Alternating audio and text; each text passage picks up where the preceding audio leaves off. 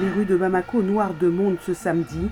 Ce n'est plus une protestation mais une manifestation de joie et de soutien à l'armée qui a poussé à la démission du président Ibrahim Boubacar Keïta ce mardi. L'homme à la tête de la junte, c'est lui, le colonel Assimi Goïta. Âgé d'une quarantaine d'années, il était jusqu'à présent commandant d'un bataillon des forces spéciales maliennes basé dans le centre du pays. Les militaires promettent de mettre en place rapidement une transition politique et civile, mais aucun calendrier n'est encore annoncé. Une lueur d'espoir en Libye, le gouvernement d'union nationale de Fayez el-Sarraj et le parlement de Tobrouk, présidé par Aguila Saleh, les deux autorités rivales qui se disputent le pouvoir depuis la mort de Mouammar Kadhafi en 2011, ont annoncé un cessez-le-feu et l'organisation d'élections.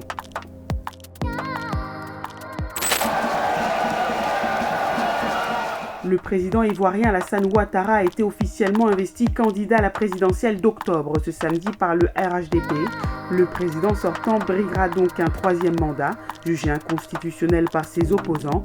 L'ancien président ivoirien Laurent Gbagbo et l'ancien chef rebelle Guillaume Soro, quant à eux, ne pourront pas se présenter. Leurs recours contre leur radiation des listes électorales ont été rejetés par la commission électorale indépendante. L'opposant russe Alexei Navalny a-t-il été empoisonné en buvant une tasse de thé? C'est ce qu'affirment ses proches. Plongé dans le coma, il a été transféré ce samedi de Russie vers un hôpital allemand. В Беларуси уже никогда не сможет принять нынешнее руководство. Оно не сможет простить и забыть все то насилие, которое испытали наши граждане во время мирных демонстраций. Depuis son exil en Lituanie, l'ex-candidate à la présidentielle biélorusse Svetlana Tikhanovskaya maintient la pression contre le président réélu Alexandre Loukachenko, dont la réélection est toujours contestée dans la rue.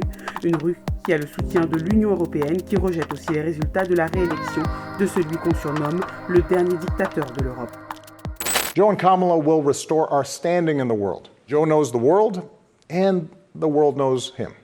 De Michel et Barack Obama en passant par Bill Clinton ou encore Bernie Sanders, les ténors du Parti démocrate ont fait l'éloge tour à tour cette semaine de leur candidat Joe Biden.